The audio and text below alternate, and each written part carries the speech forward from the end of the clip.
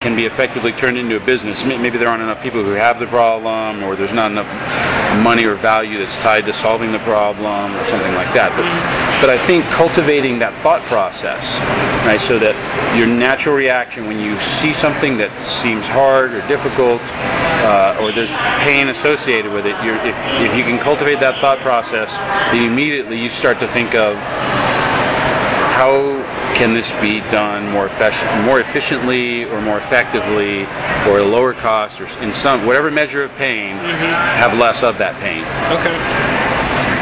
So how do you kind of, because I feel like I kind of have the same bug where I try to recognize those ideas. How do you kind of flesh those out to determine which ones are valuable? Well, that's a great point, because you know, I know for me, I think literally probably there's not a day that goes by that I don't have a new idea of some kind. And you know, it's only a small fraction of them that have the potential to be turned into a business. And so it involves trying to really honestly scope out, just quickly and easily, simply scope out the magnitude of the problem, the value of solving that problem, you know, who would the customer be, and just, you know, running through some numbers to see, is it you know, is it worth chasing? And you know, as a backdrop against that, you have to be clear what kinds of ideas are interesting to you to chase, because there are, you know, some ideas that are great ideas for building a lifestyle business, right? It may support you and 2 or 3 other people or 10 people, and it could be a great business for you and your future, your career, and your family. But if you're looking to build a large-scale venture-backed business, it may be totally uninteresting. Yeah. Right? And so evaluating those ideas always has to be done against that backdrop of what your goals and interests are. Do you have any tools that you use to do that? Or I mean, do you just get on and do a Google search to try to find how big the market is? Or I mean, what kind of process do you go through to find that? You know, sometimes Google can be helpful, but the closer you get to the person who would be writing a check or giving a credit card number, the better information you're going to get. So if you're thinking of some new consumer widget, or some new game, some new technology service, whatever it might be, I guess one of the first things that I do is I think about who would actually buy this. You know? And it's not the same as necessarily as who would benefit from it, right? Those can be different things. But I think of who would buy it, and I just initially just try to think like that person. And what else do they buy? You know, how much would this, you know, would this cost them? How much would they be interested in spending? Just try to understand that a little better.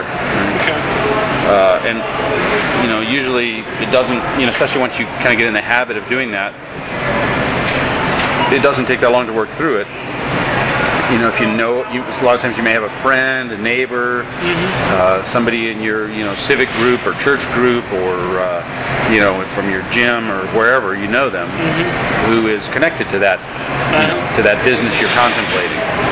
And my experience is that people are more than willing to sit down and listen to an idea and give you an honest reaction to it. Okay, cool.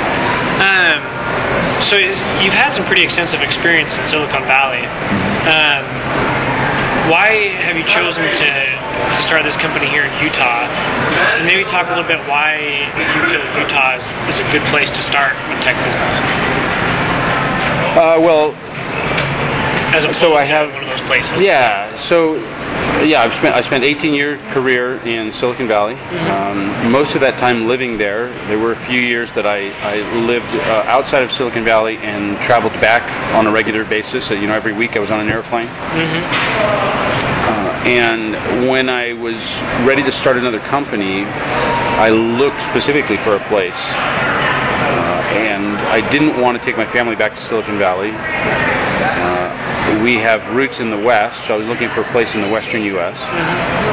And I knew a few people in Utah who were in the technology community here. And so we made a trip up here and did a little investigating. And what I learned then, and has been reaffirmed after moving here, is there's a tremendous entrepreneurial spirit in Utah.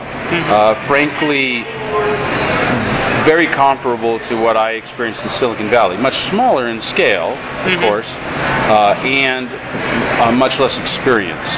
But in terms of the passion and the percentage of people who are interested in starting something or participating in something new, I found it very compelling. In some ways, maybe more than, as on a percentage basis, maybe even more than what I saw in Silicon Valley. So that was very attractive, and that was certainly one of the components. There's also a large technology base here. We've got several universities: University of Utah, Utah Valley University, and of course Brigham Young University. Those probably being the three largest. And all three have really strong technology programs in computer science and engineering. And so there's a regular pool of a large pool of people coming out every year from this community. So I thought those things made for fertile ground.